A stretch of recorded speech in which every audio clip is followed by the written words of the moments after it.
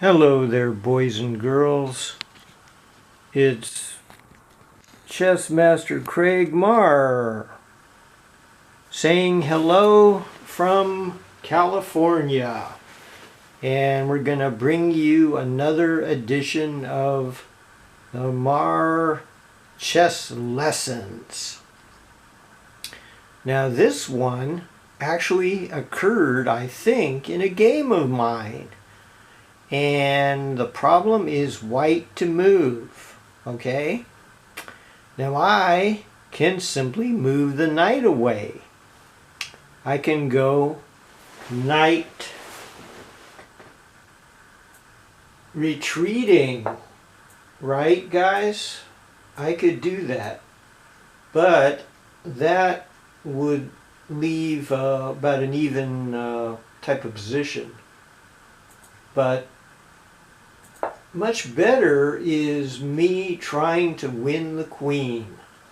Now I'm going to give you guys about a minute to think about how is white going to win the black queen here.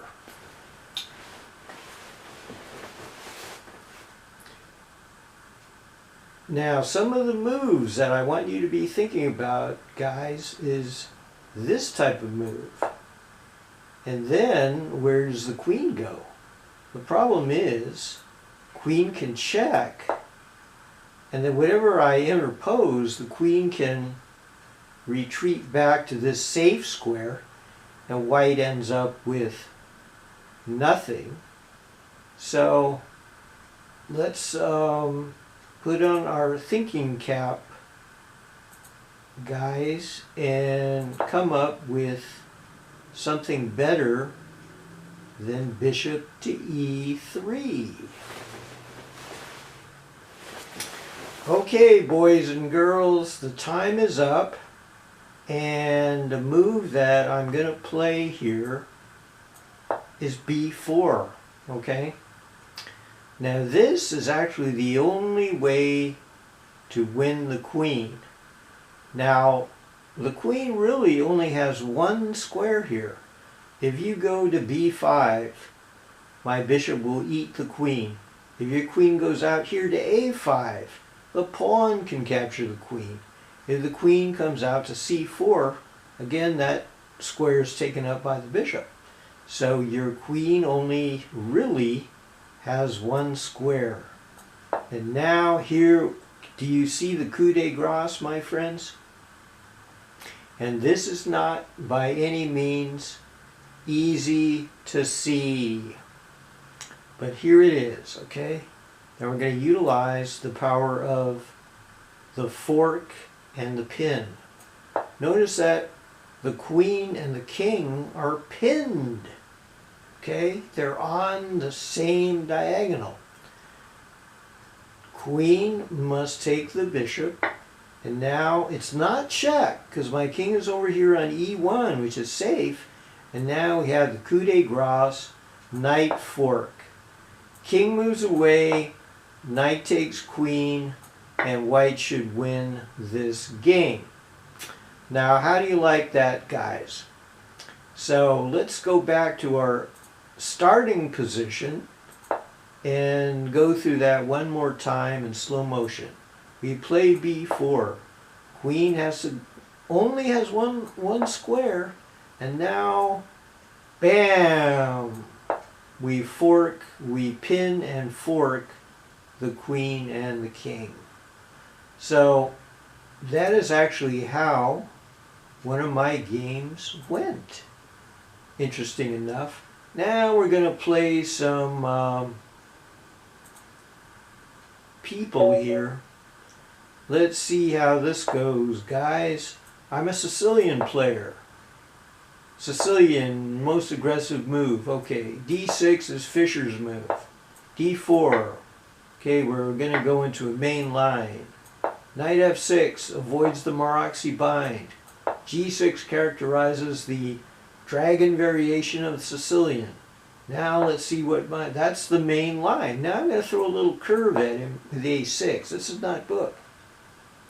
But I like to get people out of book rather early. That's my strategy, guys.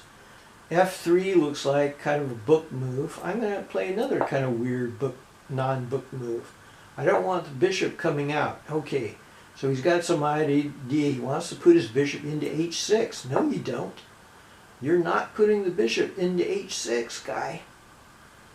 What is my strategy? Well, number one thing, develop pieces. I want to get this guy out. I want to get this guy out. And I want to get this bishop out. Okay, that's an aggressive move, trying to double my pawns. Now I protect the knight with the other knight. We have knights that are locked in together. They're sort of like hooked. They're a knight pair, you know. Now what's he gonna do? He's really thinking. My opponent is really tanking here. Now what am I gonna do? Well, first thing is I don't have to castle. Now that's ballsy. That's balls. Okay, I'm just going to develop my pieces here, and I'm going to start expanding on the queen side with b5. Now my opponent is really tanking here. He's seriously tanking. Sometimes when your opponent thinks like that, he doesn't really know what to do. So I'm going to start expanding out.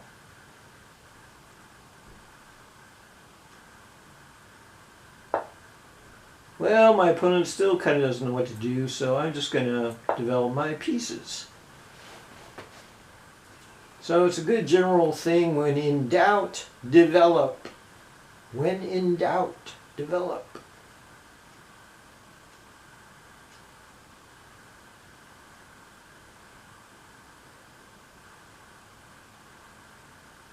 In this particular pawn structure, I know that my knight is going to be a real beast on that square. So I'm just going to develop. Now you're probably wondering, why isn't black castling? That's because I don't have to castle.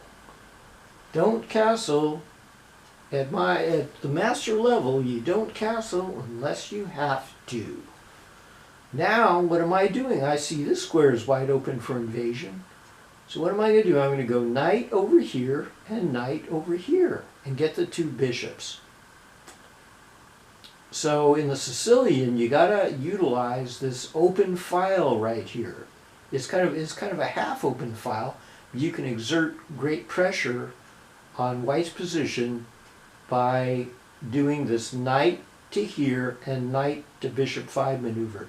This square in the Sicilian is often your landing point, a target square for your pieces. This square right here.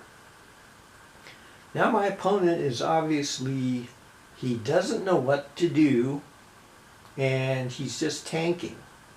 Tank, tank, tank.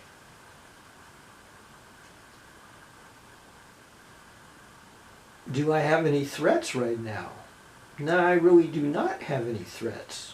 My biggest threat is the knight coming in.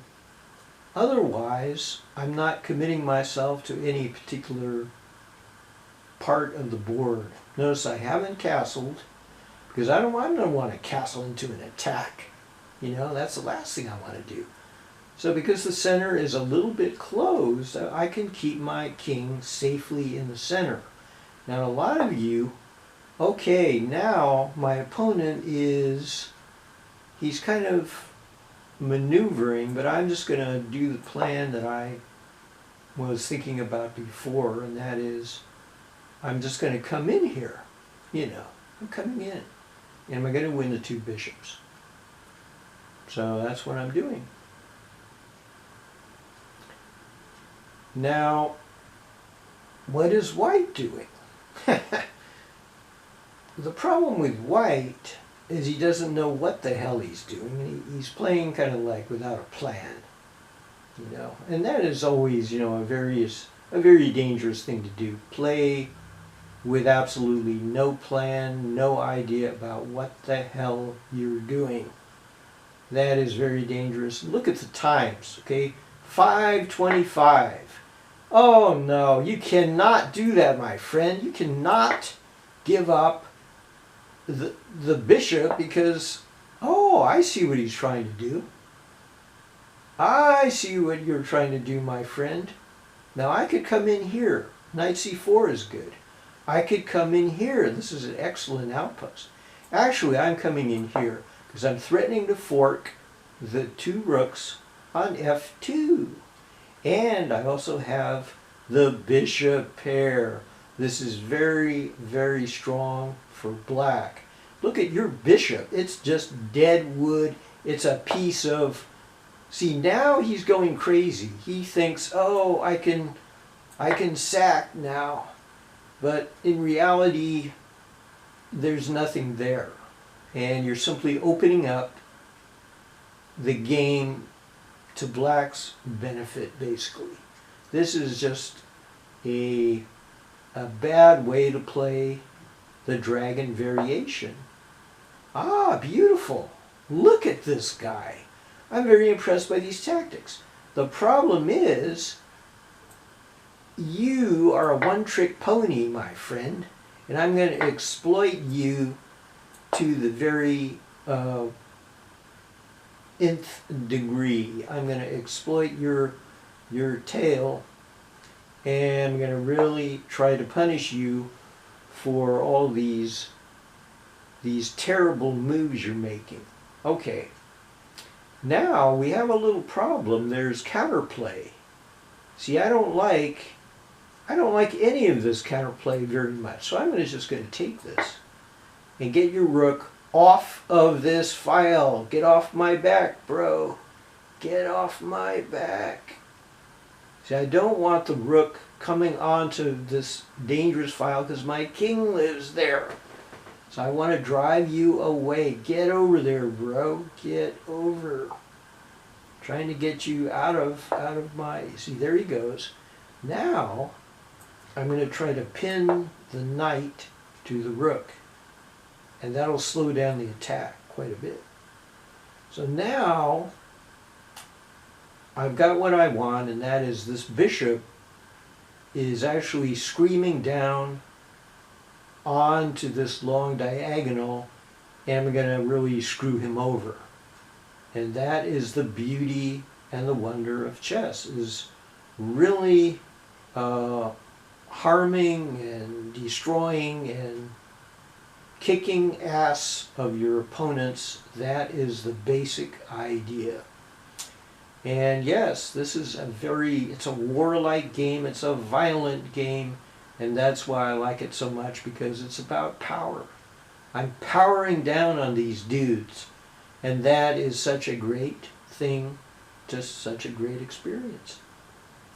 This is why, I've been playing this game maybe for a few years professionally, but basically just kind of having a blast,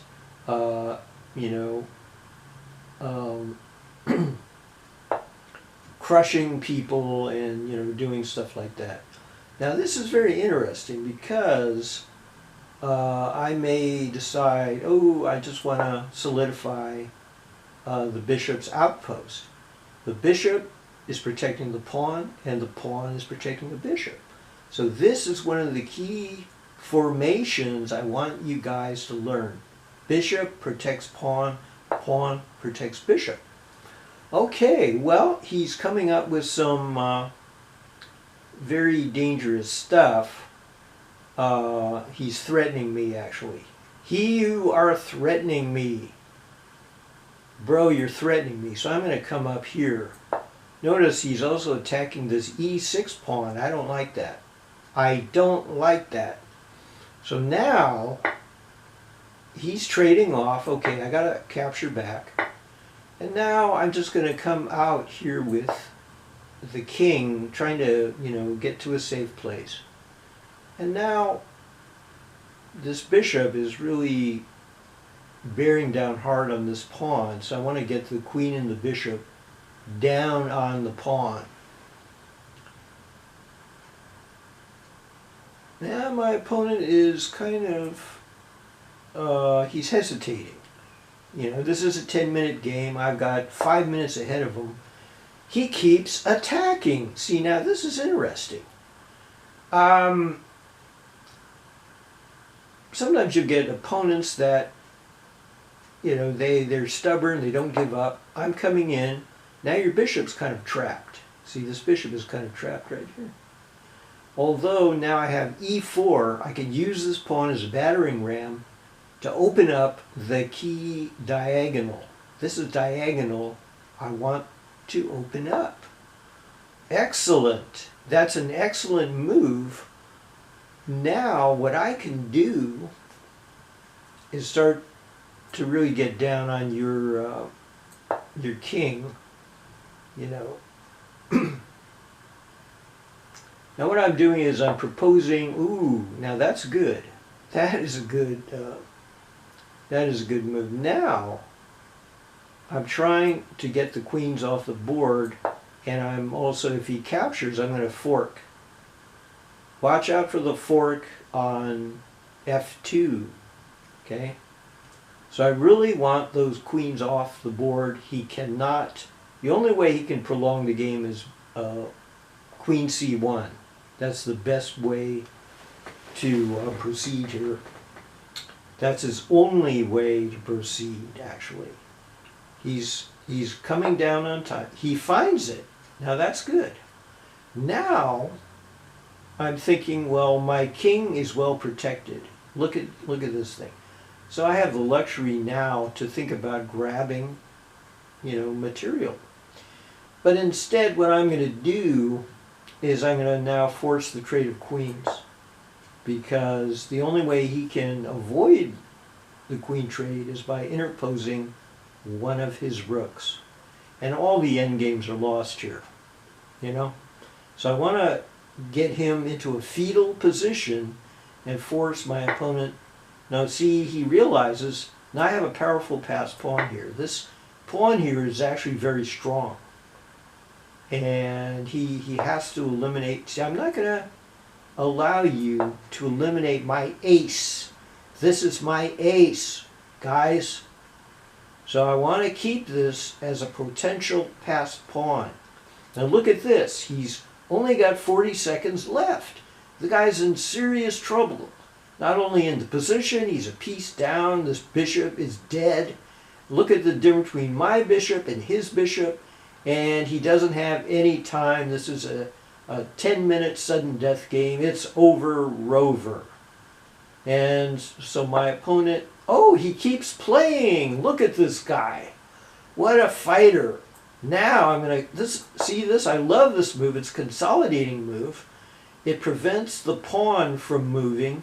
His bishop is now kind of a prisoner, or maybe is my rook a prisoner because his bishop has pressure. Oh, I didn't see it. Holy Jesus. I didn't see it. Well, that's very nice. See, sometimes my opponents, they see tactical stuff that I, you know, completely miss. Well, I'm just coming in here, you know. I'm going to come in here. Notice how beautiful the knight's outpost is. He's running out of time, and this is going to be over, folks, because it's sudden death. That's the one thing I don't like about some of these sudden death time controls, you know. Now let's see where my opponent went wrong, because I know that he screwed something up earlier. Let's go back here.